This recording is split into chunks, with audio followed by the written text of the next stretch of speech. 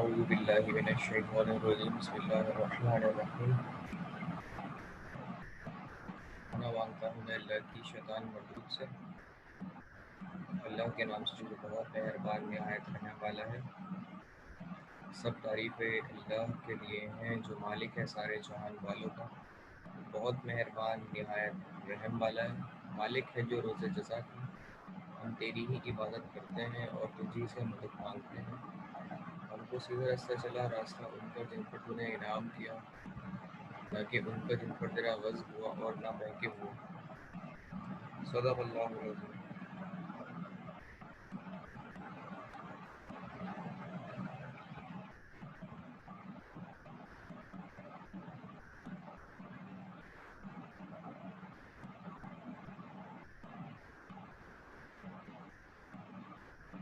I welcome all of you in the online lecture of electromagnetic field theory, and hopefully this is our lecture number 23. Last हमने जो sessions में discuss की थी चीज़ें वो आपको याद होंगी होपफुली, और आप उसे दोहरा भी रहे होंगे।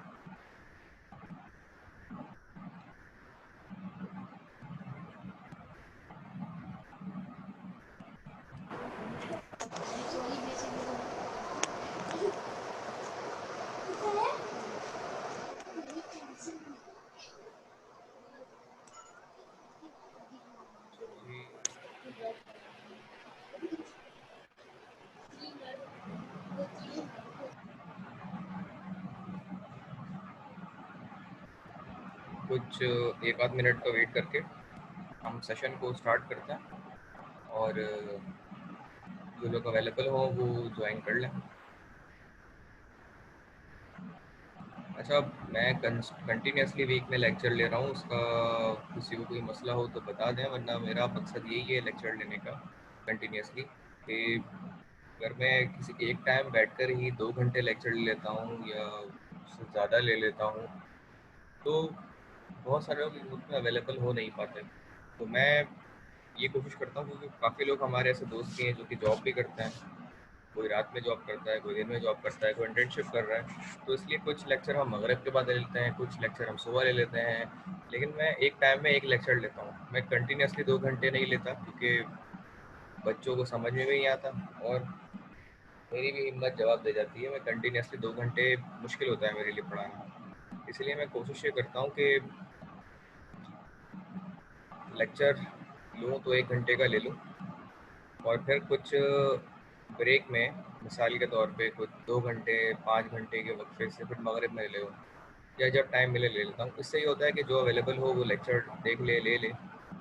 तो EMFT के लेक्चर्स हमारे इस तरीके से चल रहे हैं। फर्दर मोर लेक्चर लास्ट जो हम डिस्कस कर रहे थे वो आप लोगों को याद होंगे मैंने क्या डिस्कस किए थे। लॉरेंट्ज़ फोर्स इक्वेशन को मैंने लास्ट आप लोगों से डिस्कस किया था। लॉरेंट्ज़ फोर्स इक्वेशन क्या होती है, ये टॉपिक मैं रिवाइज करके और फिर आप लोगों तक पहुंचाता हूं अगले लेक्चर्स भी। तो इस लेक्चर को देखें अच्छी तरह और फिर हम यहाँ से कंटिन्यू करेंगे। कोई कुछ बोलना चाह रहा सर है? आपकी आवाज़ बहुत कट के आ रही है। आवाज़ कट के आ रही है भाई? अब सही आ रही है मेरी आवाज़? अब सही आ रही है? जी सर, बेहतर है अब। ठीक है ठीक है। बाज़ औक़ात इंटरनेट कनेक्शन का भी इशू हो रहा होता है, तो इस तरह की चीज़ें हो जाती हैं। बहरहाल मैं ये कह रहा हूँ कि चैप्टर नंबर 9 हमने लास्ट टाइम शुरू किया था, magnetic force, material and inductance. तो ये जो लेक्चर वाला पार्ट है ये ज़रा रिवाइज़ करें, फिर मैं आपके एंड से रिवाइज़ कर लें तो मैं इसे शुरू करता हूँ। ज़रा इसको देखें, पढ़ें और इसको शुरू करते हैं। तब तक मैं इसके अगला लेक्चर ज़रा अपलोड करता हूँ। 2 मिनट 1 मिनट लगेगा मुझे।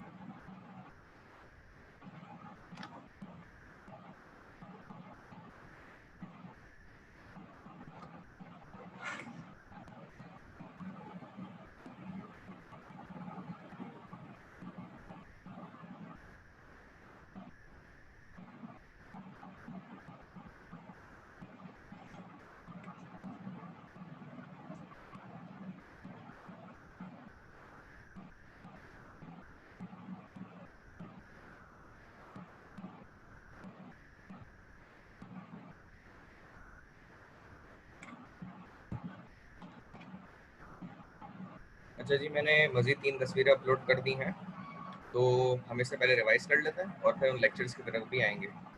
तो जैसा सब आपके इल्म में होगा कि हमने चैप्टर नंबर 9 स्टार्ट कर दिया था और उसमें हमने magnetic force, materials and inductance को डिस्कस किया था। मैग्नेटिक फ्लक्स सबसे पहले हम उससे शुरू करेंगे, फ्लक्स से। तो मैग्नेटिक फ्लक्स की डेफिनेशन हमने लास्ट टाइम डिस्कस की थी कि number of magnetic flux density lines passing passing the unit area is called magnetic flux. मतलब जितनी magnetic flux density magnetic lines और फोर्सेस एक पर्टिकुलर एरिया में से पास होती हैं वो उसका फ्लक्स कहलाता है। और इसे फाई से रिप्रेजेंट करते हैं। इसका फॉर्मूला जो है वो इंटीग्रल ऑफ एस के रिस्पेक्टिव इंटीग्रल करेंगे और बी डॉट डी एस। इसको मेजर करते हैं हम वेबर में। कोई किसी को बीच में डिफिकल्टी हो तो पूछ लीजिएगा। अच्छा, मेरी स्क्रीन शेयर नहीं हुई भाई, मुझे बता दिया करें। मैंने स्क्रीन शेयर नहीं की हुई, लगे बंदो, मैं भी कभी भूल जाता हूँ तो बता दिया करें। मैं ये लास्ट टाइम बता रहा था, आप लोगों से डिस्कस कर रहा था कि चैप्टर 9 हमने स्टार्ट किया था, magnetic force, materials and inductance. तो इस कॉन्सेप्ट के मुताबिक मैग्नेटिक फ्लक्स जो आपका होता है वो जितनी magnetic number of lines of forces density होती है वो जितने पर यूनिट एरिया के हिसाब से गुजर रही होती है वो उसका फ्लक्स कहलाती है। उसको फाई से रिप्रेजेंट करते हैं एंड मेजर करते हैं वेबर के अंदर। ठीक है, मेजर करते हैं उसे वेबर के अंदर। तो इस तरह मैग्नेटिक फ्लक्स को हम रिप्रेजेंट करते हैं। Force on a moving charge. अगर इलेक्ट्रोस्टैटिक फोर्स की बात हम कर रहे हैं, इलेक्ट्रोस्टैटिक फोर्स क्या होती है कि वो फोर्स जो एक पर यूनिट चार्ज के ऊपर लग रही होती है in the presence of electric field intensity, उस फोर्स को इलेक्ट्रोस्टैटिक फोर्स कहा जाता है। उस फोर्स को इलेक्ट्रोस्टैटिक फोर्स कहा जाता है। इसको इक्वेशन नंबर 1 से रिप्रेजेंट किया है। अच्छा, ये जो फॉर्मूला ड्राइव हुआ है ये इलेक्ट्रिक फील्ड इंटेंसिटी के फॉर्मूले से ड्राइव हुआ है, जो कि E is equal to F upon Q का फॉर्मूला था। और उसी को हम अरेंज करके E is equal to Q dot E के तौर पे लिख देते हैं। तो इलेक्ट्रोस्टैटिक फोर्स को यहाँ रिप्रेजेंट करने के बाद एफ बी की हम बात करते हैं। एफ बी जो है वो हमारी Q dot B cross B है, Q dot B cross B. इस फॉर्मूले को गौर से देखें तो कोई मुझे बताएगा ये फॉर्मूला क्या रिप्रेजेंट करता है?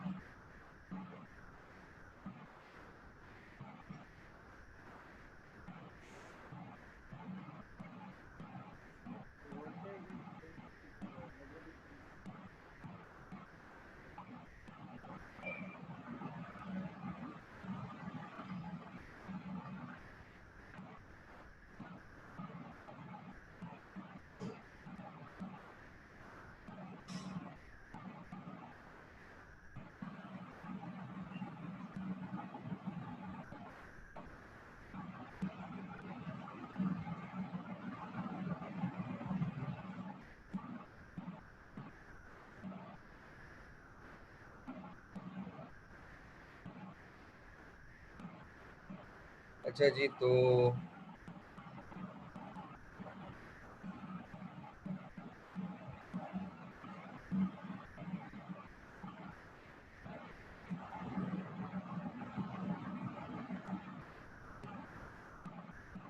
हम इसे कंटिन्यू करते हैं। तो मैं ये पूछ रहा था कि मैग्नेटोस्टैटिक फोर्स क्या होती है। तो अगर एक चार्ज आपका मूव कर रहा हो वेलोसिटी के स्पीड से, वेलोसिटी के साथ मूव कर रहा हो और मैग्नेटिक फ्लक्स डेंसिटी यानी मैग्नेटिक लाइंस ऑफ फोर्सेस के इन बिटवीन वो गुजर रहा हो, तो वो चार्ज जो स्पीड से गुजर रहा हो और मैग्नेटिक फील्ड की प्रेजेंस में ये सारा काम हो रहा हो, पूरा मैकेनिज्म हो रहा हो, तो चार्ज के ऊपर जो उस सूरत में फोर्स लगती है वो एफ बी कहलाती है। ठीक है, तो इसको हम फॉर्मूला वाइज रिप्रेजेंट करते हैं। F is equal to Q V B sine theta. Cross product की जगह हम इसको साइन थीटा भी लिखते हैं अगर एंगल गिवन हो। अगर एंगल गिवन नहीं होता तो F is equal to F B equal to Q V B लिख देते हैं। ये मैग्नेटोस्टैटिक फोर्स का फॉर्मूला होता है। इसी तरीके से फिर हमने इन दोनों फोर्सेस को सुपर पोजिशन के जरिए कंबाइन किया, जो कि टोटल फोर्स कहलाती है। और टोटल फोर्स जो है वो बराबर होती है F E plus F B के। F E plus F B के बराबर होती है टोटल फोर्स। तो the force on a moving particle arising from combined electric and magnetic field is obtained easily by superposition principle। अब वो क्या कहता है कि आप इन दोनों फोर्स को ऐड कर लें, तो ये ऐड होके बनेंगे F E plus F B equal to Q E plus Q B cross B. ये चीज़ करने के बाद हम इसमें से क्यू कॉमन लेंगे, E plus B cross B हम इस तरह लिख देंगे और एफ टोटल ये बन जाएगा। और इसमें से जो हमने क्यू कॉमन लेके इसे इक्वेशन नंबर 3 बना लिया है। इस तरह से हम रिप्रेजेंट करेंगे।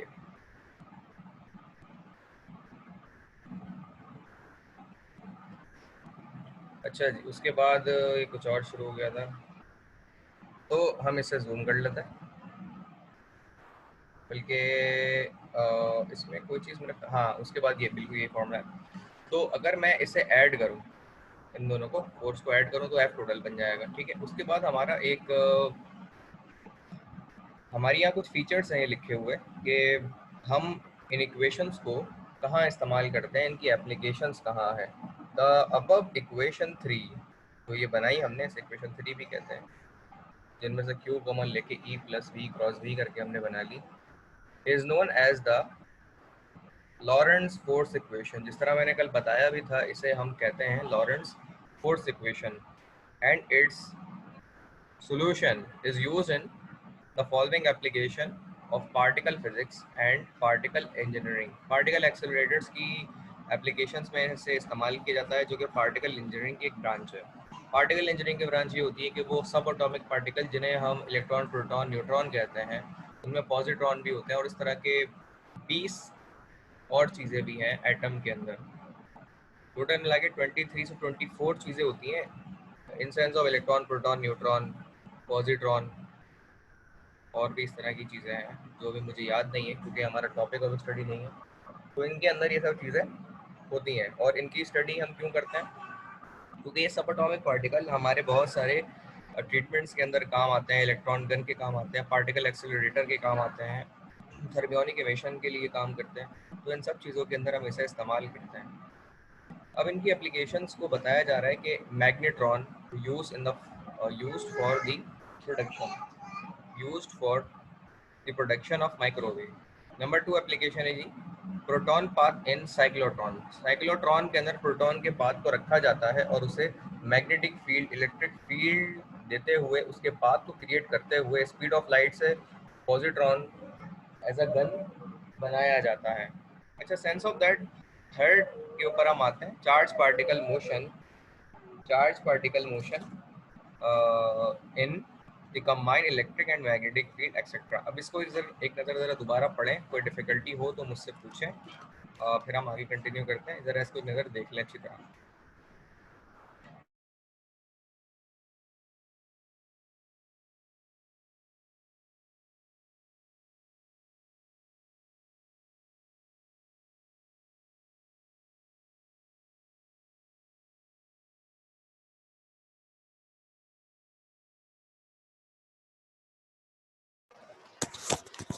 सर आपकी आवाज नहीं आ रही।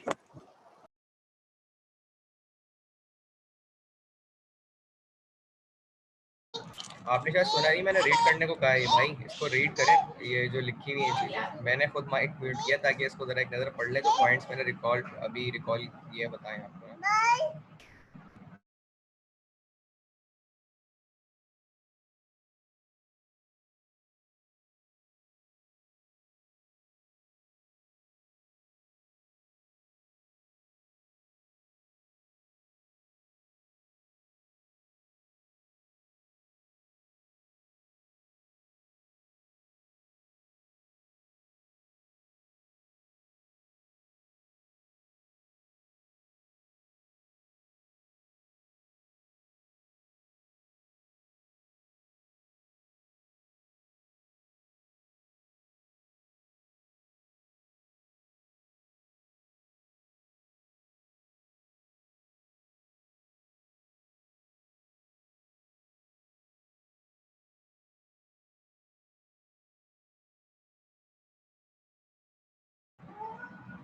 बोलिए आपने ये रिकॉल कर लिया होगा, पढ़ लिया होगा ये चीज़ें।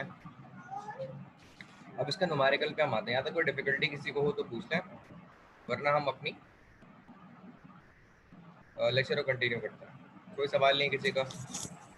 सर ये 3 पॉइंट जो है ये बताते हैं जरा।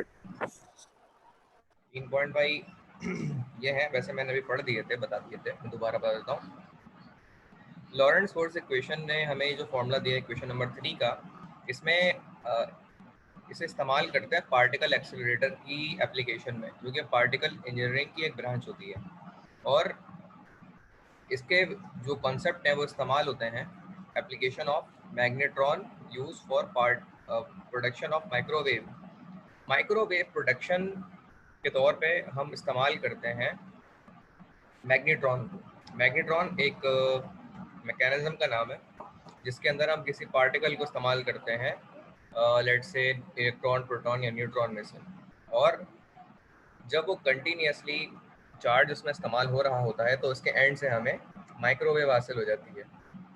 Microwave with the particle accelerator mechanism of proton और मैग्नेट्रॉन, सॉरी। तो ये वो चीज़ होती है।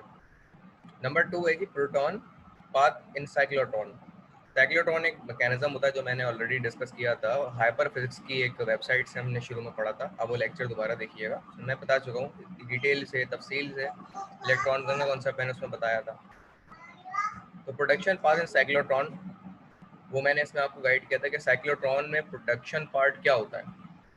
साइक्लोट्रॉन में हम करते हैं कि एक गोल गोल घूमी हुई एक सुरंग की टाइप की सेंटर पॉइंट होता है, वहाँ पर हम प्रोटॉन को इंजेक्ट करते हैं और प्रोटॉन नीचे से ऊपर इंजेक्ट होता है, जबकि हम एक तरफ से उसे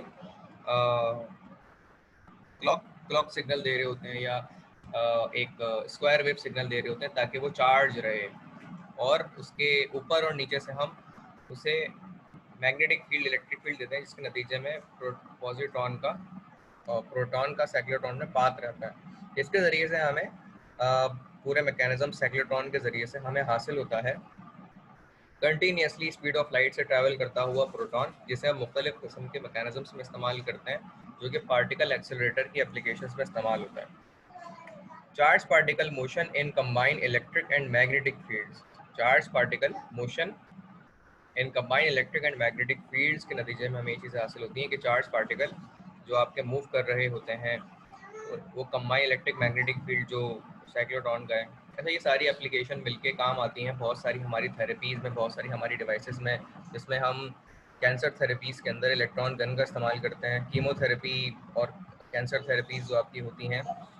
तो इनमें पर्टिकुलर बॉडी के डेड सेल्स जो कि पार्ट होता है, उसके ऊपर इलेक्ट्रॉन गन से इलेक्ट्रॉन फायर किए जाते हैं और वो डेड सेल्स जो है उनको ज़िंदा करने की कोशिश की जाती है। वो सेल्स जो मर जाते हैं उनको जब दोबारा से ज़िंदा किया जाता है तो उनमें कुछ उम्मीद होती है कि शायद वो दोबारा से ज़िंदा हो जाए और वो चीज़ बेहतर हो जाए। तो उस मैकेनिज्म के लिए हम जो है इलेक्ट्रॉन गन या इन पार्टिकल एक्सेलरेटर के एप्लीकेशंस को इस्तेमाल करते हुए एक स्किन के ऊपर जो डेड हुए हुए होते हैं सेल्स, लेज़र की टेक्निक भी कहलाती है ये, तो उसके ज़रिए से वो सेल्स दोबारा ज़िंदा हो जाते हैं। और वो सेल्स जब दोबारा ज़िंदा हो जाते हैं तो वो पार्ट जो डेड सेल्स का हो गया होता है तो वो बिल्कुल ठीक होने लगता है। इसकी बाकायदा एप्लीकेशंस भी मैंने देखी थी जब मैं 2 साल पहले एक कोर्स पढ़ा रहा था, तो उस वक्त मैंने इन डिटेल ज़रा इसको थोड़ा सर्च आउट किया था, तो मुझे इसमें काफ़ी एप्लीकेशन इसकी मिली थी। यहाँ तक hopefully I clear your concepts which are asking in today's session. तो हम आगे चलते हैं नोमान मकसूद साहब। जी सर। न्यूमेरिकल के ऊपर आते हैं हम। A negative point charge q equal to minus 40 nanocoulomb is moving with a velocity of 6 into 10 to power 6 meter per second। तो ये एक चार्ज है जो कि नेगेटिव नेचर का है और ये मूव कर रहा है इस वेलोसिटी से in the direction specified by the unit vector, जबकि उसका यूनिट वेक्टर ए वी, ये उसकी वेलोसिटी है मैग्नीट्यूड में, और ये उस वेलोसिटी का यूनिट वेक्टर है A V. A subscript V vector quantity है और -0.48 ax, -0.6 ay और +0.464 az। ये जो कॉन्सेप्ट है हमारा वेक्टर के मैग्नीट्यूड और उसके पोजीशन वेक्टर का, इससे हमें वेक्टर हासिल होता है। तो ये हम आगे करेंगे तो आपको आइडिया हो जाएगा कि न्यूमेरिकल किस तरह से हम में यूनिट वेक्टर को इस्तेमाल करेंगे। Find the magnitude of the vector force exerted on this moving charge by the field. हमें असल में फोर्स मालूम करनी है जो कि इस चार्ज के नतीजे में एक्सर्ट हो रही है। कौन कौन सी फोर्सेस? वो फोर्स जो बी पे लग रही है तो वो एफ बी कहलाएगी। तो 2ax minus 3ay plus 5az और मिली टेस्ला, टेस्ला इसका यूनिट होता है। ई के रिस्पेक्टिव एफ ई की फोर्स होगी जो कि 2ax minus 3ay plus 5az और किलो वोल्ट पर मीटर। सिमिलरली हमें सी के पार्ट पे B and E total force acting when acting together simultaneously, तो वो कौन सी फोर्स है जो बी और ई की एक साथ लगती है? वो एफ टोटल होती है और उसको हम कहते हैं एफ बी एंड ई भी कहते हैं ऐसी फोर्स को।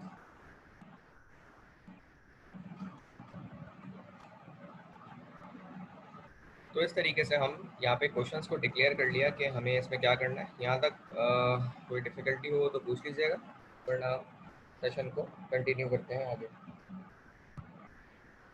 तो पार्ट ए जो इसका है, जो डेटा हमें दिया है, सबसे पहले तो हम वो लिख देते हैं। हमें क्यू दिया है -40 नैनो कूलम 10⁻⁹ होती है नैनो में, ये मैं लिखना भूल गया, -9 है, +9 लिख दिया गलती से। अच्छा, उसके बाद जो है वेलोसिटी का मैग्नीट्यूड दिया हुआ है वो 6 × 10⁻⁶ मीटर पर सेकंड है, 6 × 10⁻⁶ मीटर पर सेकंड। अच्छा, उसके बाद जो है वो यूनिट वेक्टर वेलोसिटी का दिया हुआ है ए बी, जो कि -0.48 ax है, -0.6 ay है और +0.64 az है। और साथ ही साथ जो पार्ट ए है वो हम अब शुरू करते हैं। b equal to -2ax minus 3ay plus 5az into 10⁻³ tesla. तो ये हमने b जो a पार्ट में गिवन था उसको डिक्लेयर किया और डेटा के साथ उसे यूज़ करते हुए हम b के रिस्पेक्टिव एफ बी निकालेंगे, जो कि फॉर्मूला बनता है F B equal to Q dot V cross B, Q V cross B. अच्छा, यहाँ पे v यूज़ करना है लेकिन हमें v नहीं दिया हुआ, हमें उसने v का मैग्नीट्यूड दिया हुआ है और v का यूनिट वेक्टर दिया हुआ है। तो हम जानते हैं यूनिट वेक्टर की डेफिनेशन होती है vector divide by its magnitude is called unit vector. लेकिन अगर उसे वेक्टर निकालना हो मैग्नीट्यूड और यूनिट वेक्टर से, तो magnitude of that entity and unit vector of that entity multiply with each other to make the component of velocity. तो इस तरीके से हमें वेलोसिटी का वेक्टर हासिल हो जाएगा यूनिट वेक्टर को उसके मैग्नीट्यूड से मल्टीप्लाई करके। तो अब हम यही काम करेंगे कि जो मैग्नीट्यूड था वेलोसिटी का 6 × 10⁻⁶, इसको यहाँ प्लेस करेंगे और इसको मल्टीप्लाई कर देंगे -0.48 ax से, -0.46 ay से और +0.464 az से। इनको एक दूसरे से हम डायरेक्टली मल्टीप्लाई करेंगे और मल्टीप्लाई करने के बाद ये इंडिविजुअल एंटिटी से मल्टीप्लाई करके हमें ये हासिल होगा v equal to vector of v -2.88 ax -3.6 ay और +3.84 az इंटू 10⁻⁶। क्योंकि 10⁻⁶ हमने एक दफ़ा कॉमन लेके लिख दिया, सबके साथ आएगा तो वो ज़रा बल्कि हो जाएगा, तो कॉमन लेके 10⁻⁶ बाहर लिख दिया और वेलोसिटी का यूनिट होता है मीटर पर सेकंड। ये हमने पार्ट ए सॉल्व नहीं किया, इसका भी सिर्फ v निकाला है क्योंकि b दिया हुआ है, q दिया हुआ है, लेकिन v एग्जैक्ट सेम नहीं दिया हुआ। मैग्नीट्यूड यूनिट वेक्टर सिर्फ दिया हुआ था जिसको हमने मल्टीप्लाई करके इसका वेक्टर बनाया है। अब हम अगले लेक्चर पे आते हैं, तो यहाँ तक कोई डिफिकल्टी है तो बता दें वरना हम आगे बढ़ते हैं। No sir. तो हम आगे कंटिन्यू करते हैं, जो ये वाला पार्ट है। यही है। अच्छा, फॉर्मूले के मुताबिक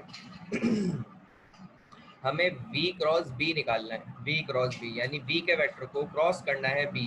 अच्छा, v का वेक्टर b से क्रॉस होगा तो उसे हम लिखते हैं एक वेक्टर एंटिटी में, जो कि ax ay az, vx vy vz और bx by और bz, इनका एक्सपेंडिंग की डिटर्मिनेंट अगर हम निकाल लेते हैं तो उससे हमें b क्रॉस b मालूम हो जाएगा। अच्छा, b की वैल्यू में 10 टू पावर -3 मिली टेस्ला था, तो वो मिली यहाँ लिख देंगे, और वेलोसिटी में 10 टू पावर 6 लिखा हुआ था जिस स्पीड से चार्ज मूव करता है, तो वो 10 टू पावर की चीज़ें मैं शुरू में लिख देंगे हम, और ax ay az जो है ऐसे ही प्लेस हुआ हुआ। अब vx vy और vz हमने ऐसे ही प्लेस कर दिया यहाँ पे, देखें सेकेंड रॉ में, और थर्ड रॉ में हमने vx vy और vz को प्लेस कर दिया है। तो इस तरीके से हम ये डिटरमिनेंट यहाँ पे अब एक्सपेंड करेंगे। आप जानते हैं कि अच्छा, अब इसको अब सॉल्व करेंगे 10 टू पावर 6 और -3 से, तो आंसर होगा 10 to power 3। Basis and power to भी एडिट करके हम इसे सॉल्व कर सकते हैं। अच्छा, अगर इसको देखें तो ax की वैल्यू निकालने के लिए हम क्या करते हैं, इस कॉलम और इस रॉ को चूज करते हैं और यहाँ पे ax आ जाता है, और इसके अलावा जो कुछ बचता है वो हम -3.6 मल्टीप्लाई बाय 5 करते हैं, और माइनस मल्टीप्लाई बाय -3 इंटू 3.84 से करते हैं। ये एक्सपेंडिंग डिटरमिनेंट तकरीबन सबको सॉल्व करना आता ही होगा, ये तो मैट्रिक में सिखा दिया जाता है। तो मैं इसलिए जस्ट रिकॉल कर रहा हूँ कि किसी को ये याद नहीं आए तो ये चीज़ याद आ जाए, बहुत बेसिक चीज़ है। माइनस ए वाई हम लेते हैं उसके बाद, क्योंकि पहला प्लस होता है फिर माइनस होता है और ऑल्टरनेटिव फिर प्लस होता है, तो माइनस ए वाई हम लेंगे ये कॉलम, और पहली रॉ को हम छोड़ेंगे, इसके अलावा कंपोनेंट -2.8 बच जाएगा जो कि मल्टीप्लाई होगा 5 से, और 3.84 बच जाएगा जो कि मल्टीप्लाई होगा 2 से। हमने यहाँ प्लेस कर देंगे उसे जैसे कि रूल है उसके, A D minus B C. उसके बाद प्लस ए एक्स के रिस्पेक्टिव हम लेंगे जो कि ये कॉलम, और पहली रॉ को छोड़ेंगे, थर्ड कॉलम पहली रॉ, और उसके अलावा जो बचेगा -2.88 मल्टीप्लाई करेंगे -3 से, तो आंसर आएगा ये, और 2 को मल्टीप्लाई करेंगे -3.6, तो आंसर आएगा ये। उसके बाद हम इन सब चीज़ों को मल्टीप्लाई करेंगे और यहाँ पे प्लेस कर देंगे, और ये वैल्यू आ जाएगी v क्रॉस b की 10 टू पावर 3 में। जो ये वैल्यू v क्रॉस b की आई है, इसे हम लेके अब q से मल्टीप्लाई करेंगे, वो चार्ज कूलम -40 नैनो कूलम, देखिए 10 टू पावर -9 लिखा हुआ है। जैसे ही उसे उससे मल्टीप्लाई करेंगे, देखिए 10 टू पावर 3 आ रहा था और 10 टू पावर 9 अब आया है, तो ऐड होके ये बन जाएंगे 3 9 -6, तो ये -6 शुरू में आ गया, और उसके बाद 40 को हम मल्टीप्लाई करेंगे इससे, फिर 40 को मल्टीप्लाई करेंगे इससे, और 40 को तीसरे यानी 15.84 से मल्टीप्लाई करेंगे, तो हमें ये चीज़ हासिल हो जाएगी। उसके बाद अगर हम आगे चले तो देखें, ये एंटिटी मल्टीप्लाई करने के बाद आई है आपकी, तो ये एंटिटी मल्टीप्लाई करने के बाद आई है, और इस एंटिटी को अगर आप गौर से देखें तो इसके अंदर एफ बी की वैल्यू वही है, और एफ बी एक फोर्स होती है, force on magnetic flux density of the entity. अब इसका हम निकालेंगे मैग्नीट्यूड। मैग्नीट्यूड निकालने का तरीका क्या होता है कि इस वैल्यू को लेंगे और इसका स्क्वायर कर लेंगे, प्लस ये वैल्यू लेंगे इसका स्क्वायर कर लेंगे, प्लस ये वैल्यू लेंगे इसका स्क्वायर करेंगे, और सबको ऐड करने के बाद उसका रूट ले लेंगे, तो एफ बी मैग्नीट्यूड मिल जाएगा आपको माइक्रो कूलम माइक्रो न्यूटन में। माइक्रो न्यूटन तो सेम ही लिखा होगा, लेकिन ये जो ये एंटिटी लिखी हुई है ना, ये इसका मैग्नीट्यूड निकाल के हमें हासिल हुआ है, मॉड लिया है सिंपल, तो मॉड का आपको वो चीज़ याद ही होगी तरीका लेने का, मैंने रिकॉल भी कर दिया 12। यहाँ तक हमारा ए पार्ट पूरा हो जाता है। बी पार्ट पे हम आते हैं जिसमें लिखा हुआ है E = 2ax - 3ay + 5az into 10 to power 3 volt पर मीटर। ये वैल्यू अगर E की आप देखें तो इसमें हम फॉर्मूला यूज़ करेंगे कि Fe = Q.E, Fe = Q.E। अब इसमें हम Q की वैल्यू लेंगे जो कि 40 नैनो कूलम है, उसको E से सिंपल डॉट प्रोडक्ट ले लेंगे। डॉट प्रोडक्ट लेने का मतलब ये होता है कि आपको ये वैल्यू लेनी है, इससे मल्टीप्लाई करना है, ये वैल्यू लेनी है, इसको दूसरी से मल्टीप्लाई करना है, और ये वैल्यू लेनी है और इसको तीसरी से मल्टीप्लाई करना है। और जो 10 टू पावर 3 लिखा हुआ था ना बिलो, वो इसकी 10 टू पावर -9 से सॉल्व होगा, तो आंसर आ जाएगा 10 टू पावर -6 न्यूटन। इस तरीके से ये वैल्यू आपकी आ गई है फोर्स ऑन ई, जो कि और इसका भी हम वही लेंगे मॉड मैग्नीट्यूड। तो मैं रिपीट करता हूँ कैसे लेते हैं हम। सबसे पहले तो आप इस वैल्यू को लेंगे, इसका स्क्वायर करेंगे, इस वैल्यू को लेंगे, इसका स्क्वायर करेंगे, इस वैल्यू को लेंगे, इसका स्क्वायर करेंगे। नेगेटिव वैल्यू भी पॉजिटिव में कन्वर्ट हो जाएंगी, पॉजिटिव तो कन्वर्ट होंगी ही पॉजिटिव में। फिर ये वैल्यू जो स्क्वायर लेके आंसर आए, इन सब को एक साथ ऐड कर देंगे। ऐड करने के बाद इनकी वैल्यू का स्क्वायर ले लेंगे हम, इनकी वैल्यू का स्क्वायर रूट ले लेंगे, और जो रिजल्ट आएगा वो आपका मैग्नीट्यूड बनेगा। तो मैंने ये आंसर सब लिख के वेरीफाई किए हुए हैं, और आप लोग भी इसे लिखकर वेरीफाई अगर कर लेंगे तो बहुत आसानी हो जाएगी, और इस तरीके से आप उसे प्लेस भी कर सकेंगे। यहाँ तक पार्ट बी करने के बाद पार्ट सी पे हम आते हैं। Total force due to both B and E when change is given, charge is given, sorry. अच्छा, ये निकालने का तरीका बहुत आसान है।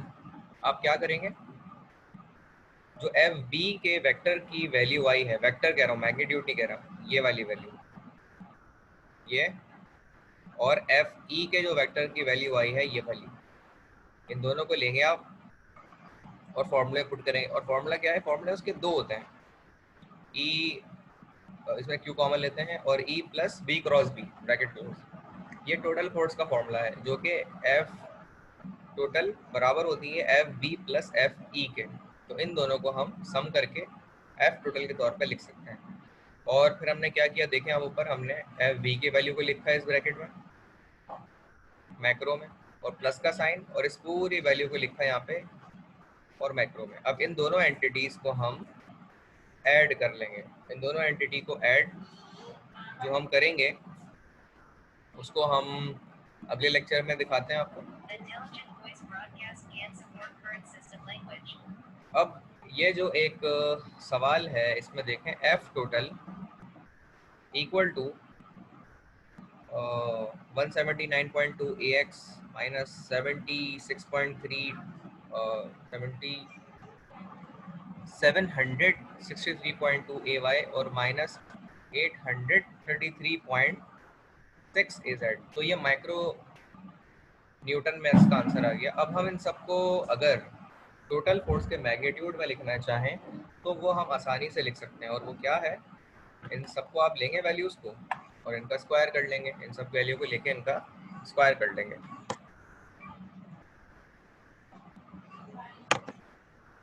स्क्वायर जब आप कर लेंगे उसमें, तो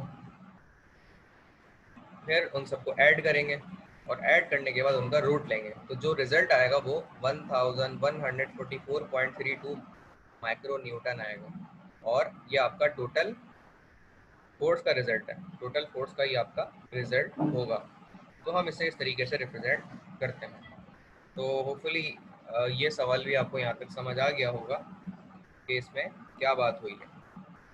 तो ये अगला क्वेश्चन है जो कि होमवर्क के तौर पर मैं आपको दे रहा हूँ आप लोगों का।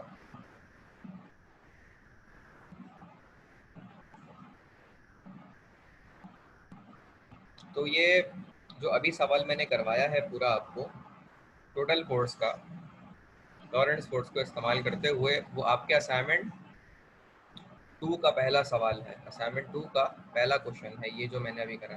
असाइनमेंट 1 अब जहाँ तक था हमने उसे एंड कर दिया है, और यहाँ से असाइनमेंट 2 शुरू होता है। तो असाइनमेंट 2 में आपको ये सवाल जो मैंने अभी कराया है वो पहला सवाल है, वो देख लें और इसको नोट कर लें। और साथ ही साथ ये एक होमवर्क सवाल है, इससे रिलेटेड ही है, इसके अंदर वैल्यूज चेंज है बस। कूलम जो है वो 40 नहीं है बल्कि प्लस का 18 नैनो कूलम है।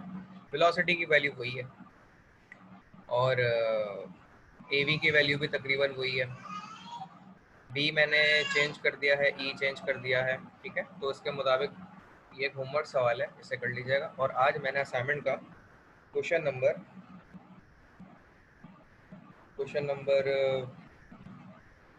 1 भी दे दिया 2 का। तो इस तरीके से ये हमने फुलफिल कर ली हैं चीज़ें। तो लेक्चर में यहाँ तक आज हम इसे एंड करते हैं। बाकी अगले जो लेक्चर होंगे हमारे, हम उसमें डिस्कस करेंगे मैक्सवेल की इक्वेशन फॉर पॉइंट फॉर्म्स और उनमें यूज़ होने वाले रिलेशंस, और फिर इनकी इंटीग्रल की 4 फॉर्म्स, वो इसके अगले लेक्चर में होगी। तो ये पार्ट हम कल इंशाल्लाह डिस्कस करेंगे। ये वाला सवाल मैंने आपको होमवर्क के तौर पर दिया है, और ये वाला सवाल जो आज कराया है मैंने पूरा, ये पूरा न्यूमेरिकल आपका क्वेश्चन नंबर 1 है असाइनमेंट नंबर 2 का। तो अगर आज के लेक्चर में कोई डिफ़िकल्टी हो तो आप मुझसे पूछ सकते हैं मेरे मेल एड्रेस पे adilkhanpakistan@gmail.com पे, और adil.khan@hamdard.edu.pk के ऊपर। और इसके अलावा हमारा व्हाट्सएप का ग्रुप है, आपको कोई क्यूरी हो, कोई डिफ़िकल्टी हो तो आप वहाँ भी पूछ सकते हैं।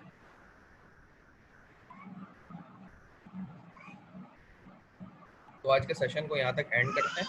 कल का जो हमारा लेक्चर होगा वो इंशाल्लाह हम कल सुबह 10 बजे कंडक्ट करेंगे होपफुली। आज लेट हो गया मैं क्योंकि लाइट बहुत ज़्यादा जा रही थी, रात को भी चली गई, फिर वो जनरेटर चलाना, फिर वही 2 घंटे में आना, उसे बंद करना, पूरी रात बर्बाद हो जाती है। तो मैं उठने में थोड़ा लेट हो गया, इसलिए क्लास थोड़ी लेट हो गई मुझसे। वरना हम इंशाल्लाह कल कोशिश करेंगे कल क्लास जो है वो 10 सवा 10 बजे आप लोग भी कंडक्ट कर लें। और ये कंटिन्यूस पूरे वीक क्लास लेने का मकसद ये है कि मैं एक साथ बिठा कर ना 2 घंटे पढ़ाना मेरे लिए मुश्किल है। मतलब मैं कंटिन्यूस बच्चे को बिठा के बोर कर दूंगा इस तरह, क्योंकि न्यूमेरिकल और बच्चे का ध्यान वैसे भी नहीं है इतना पढ़ने में। तो मैं इसलिए कोशिश करता हूँ कि एक दफ़ा का एक लेक्चर वो 45 मिनट का हो तो बच्चा उसको अच्छी तरह से समझ लेगा। और फिर जैसे हम एक सुबह रखते हैं और एक मगरिब के बाद रखते हैं सेशन, या भी वीकेंड पर रख लेते हैं, तो एक नशिस्त में एक छोटा लेक्चर भी काफ़ी होता है समझने के लिहाज से। आप जैसे दीगर टीचर्स को अगर देखें तो वो कंटिन्यूसली क्लास 2 घंटे की ले लेते हैं, 3 3 सेशन ले रहे हैं एक दफ़ा में, तो वो बच्चे की समझ में मेरे नहीं ख्याल के आता होगा। वो बैठ कर बोर होगा, फॉर्मेलिटी पूरी कर रहा होगा, इतनी देर बैठा भी नहीं जाता किसी से भाई। तो मैं इसलिए कंटिन्यूसली क्लास नहीं लेता, क्योंकि एक और मेरा सब्जेक्ट है जिसकी अभी मैं मुझे क्लास लेनी है पीडीयू, तो मैं उसे कंटिन्यू करने के लिए मेरे 2 घंटे तो पूरे हो जाते हैं, फिर इस तरह अगली नशस्त में मैं लेता हूँ। तो लेकिन फिर भी अगर कोई डिफ़िकल्टी हो, कोई कमेंट हो किसी की तरफ से कि भाई आप ये क्या पढ़ा रहे हैं, वीकेंड पे भेज लेते हैं क्लास, तंग अगर रख दिया हमें, तो मुझसे डिस्कस ज़रूर करिएगा ताकि मैं आपके मसले का हल निकालूँ। तो आज के सेशन को यहाँ पे हम एंड करते हैं। इंशाल्लाह कल का जो सेशन है वो हम 10 बजे कंडक्ट करेंगे। तो अल्लाह हाफ़िज़। अल्लाह हाफिज सर।